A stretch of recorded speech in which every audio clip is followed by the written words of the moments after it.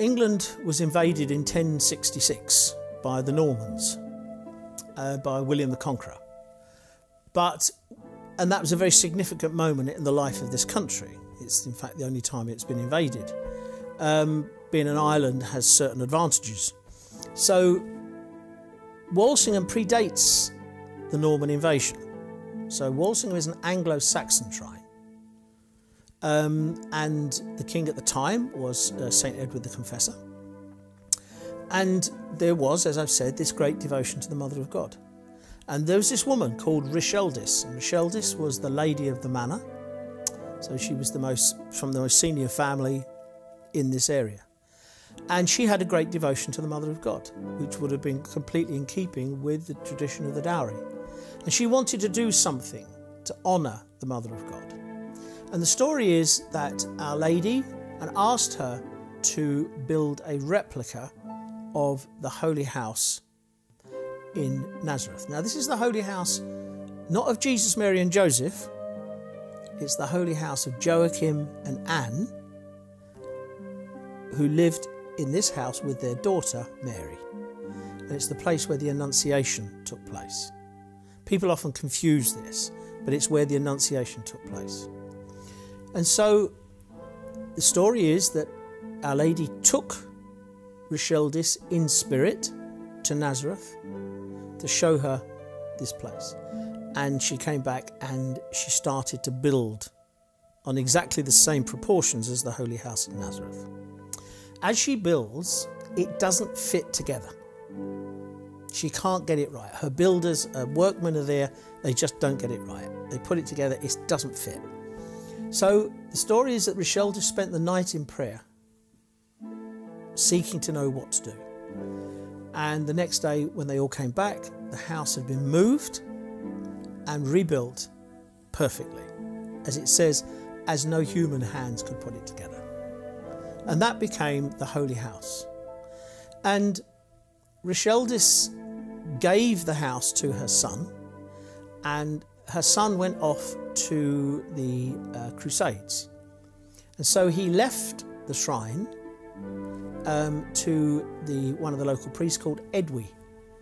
And in the end it passed on to the Augustinian canons, and they had the care of the shrine until the shrine was destroyed in 1538.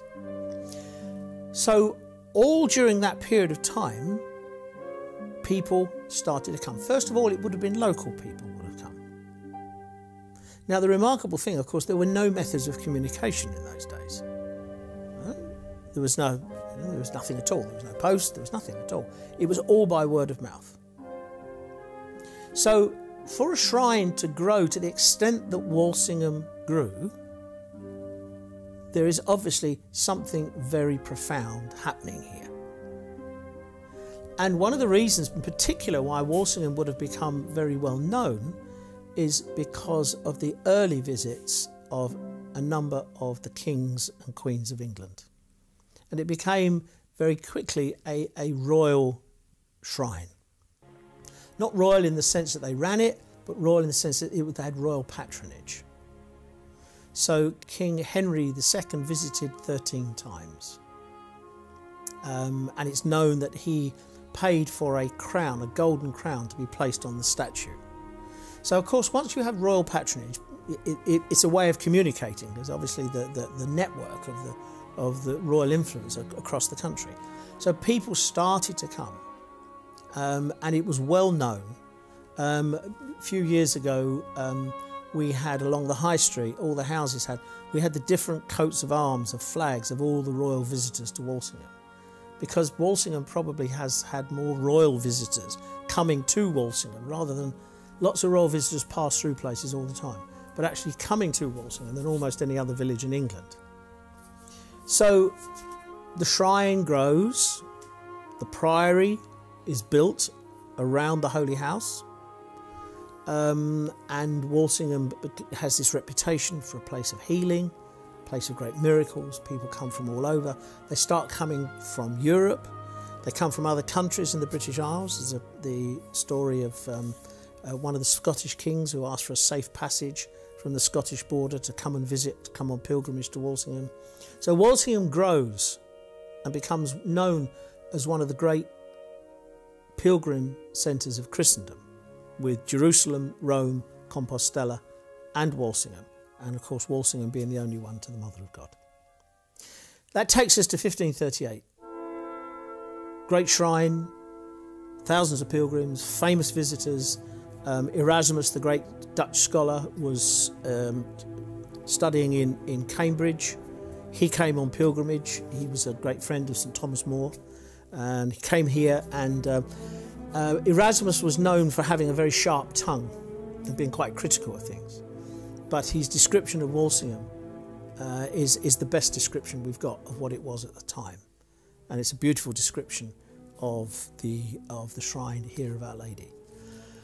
Then the events of the early part of the Reformation come about, and as we know in England, it started off as a political.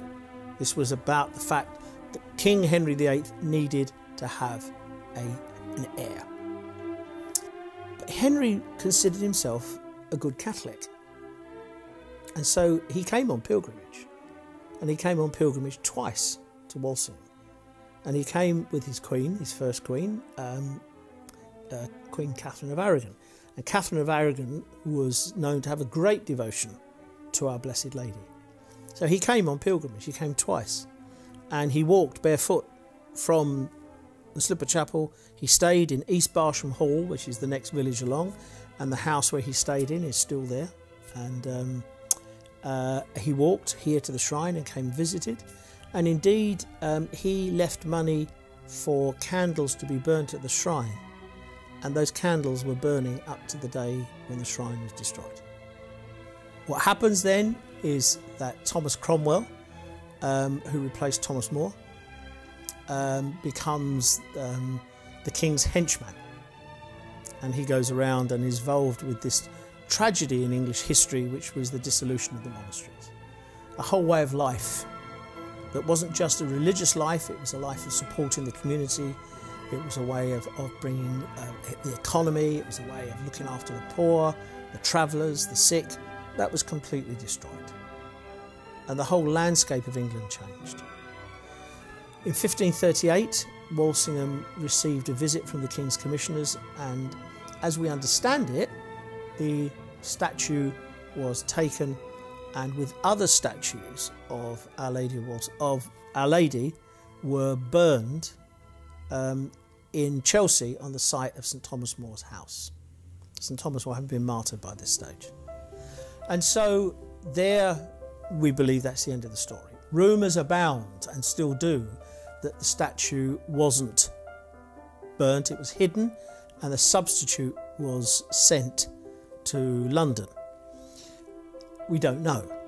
But what we do know is that in Ipswich, which had another very ancient statue of Our Lady of Walsingham, the people of Ipswich, as the King's Commissioners were coming, changed the statue over, and the statue was sent by ship, and the people said to the sailors, put it on your ship, and the next port you come to, leave it in the parish church.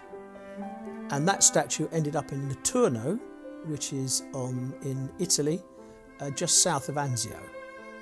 And it's still there, and the statue is known as Our Lady of the English. And when it was tested a little while ago, it was found to be covered in sea salt.